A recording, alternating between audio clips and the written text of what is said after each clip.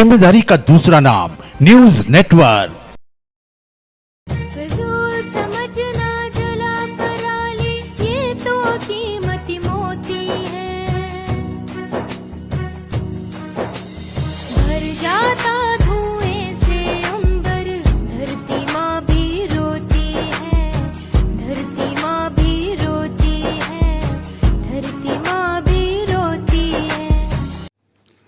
इन गानों की लाइन को सुनकर हर धरती प्रेमी का दिल दुखता होगा, उसकी आंखों से आंसू जरूर आते होंगे।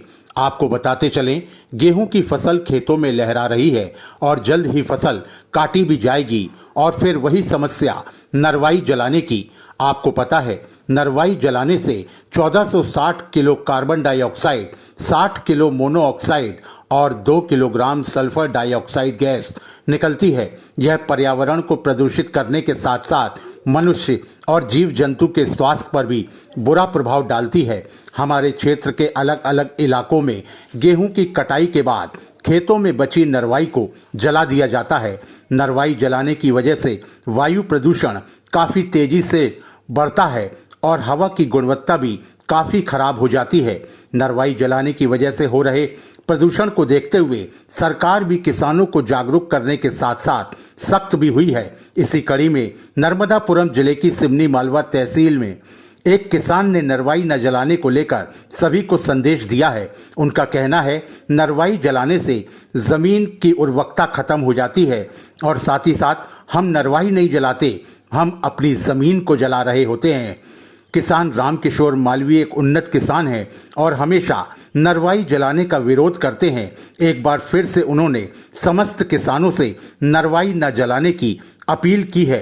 आप भी सुनिए इन किसान का संदेश। क्यों जलाते हैं?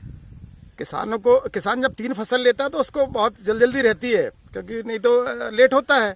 तो जैसे अब ये गेहूं की फसल खड़ी हुई है, इस वक्त अब कटाई के लिए तैयार हो गई है, होली के बाद अब कटेगी और उसको बहुत जल्दी से मूंग की फसल बोना है। यदि मूंग में लेट होते हैं तो उधर बारिश आती है। लेकिन इसका मतलब ये नहीं कि हम बहुत जल्दी की वजह से हम अपनी ज़मीन में आग लगाएं। यानी वो जो पराली में आग लगाता है, भूसे में आग लगाता है, भूसा तो उससे ज़मीन को बहुत क्षति होती है। तो कम से कम हम गेहूं ले लें तो भूसा तो ज़मीन के लिए छोड़ दें, उसमें मिला दें, तो उससे उर्वरा शक्ति ज़मीन की बढ़ती है। हमारे जो लाभकारी बैक्टीरिया है वो नष्ट होते, वो बचे रहें। तो किसान को इस टाइम पे अपनी फसल कटा के अपना भूसा मशीन से बनवा लेना चाहिए और कल्टीवेटर चला के और उस पर पाटा लगाते हैं या रोटावेटर हो तो वो चलाते हैं, तो ज़मीन अपनी भुरभुरी हो जाएगी और बहुत जल्दी से अपनी मूंग की फसल बो जाएगी। दूसरा, आग लगाने से कई बार बहुत भारी नुकसान हो जाते हैं। पड़ोसियों की फसलें जल जाती है और जब आग लगती है तो बहुत लंबे एरिया में आग लगती है, क्योंकि उस पर नियंत्रण करना बहुत कठिन हो जाता है। तो आग तो लगाना ही नहीं चाहिए। आग लगाने का मतलब ये कि हम पराली ना जला के हम हमारे ज़मीन को ही जला रहे हैं। तो कम से कम हम अपनी ज़मीन को ख़राब तो नहीं करें। यदि हम उसको गोबर की खाद या जैविक कोई चीज़ नहीं डाल रहे हैं तो कम से कम उसको नेचुरल रूप से जो हमारी जो चीज़ खड़ी उसको तो मिला के उसको फ़ायदा, हम ज़मीन को उर्वरा शक्ति बढ़ाएं और फ़ायदा लें। इसको रोकने के लिए लगता है कोई सख्त कानून वगैरह? हाँ, अब एक तरफ तो समझाइश दें और जो समझाइश से नहीं मानता है तो उसके लिए सख्त कानून की ज़रूरत है। तो दोनों तरह से उसको रोका जा सकता है।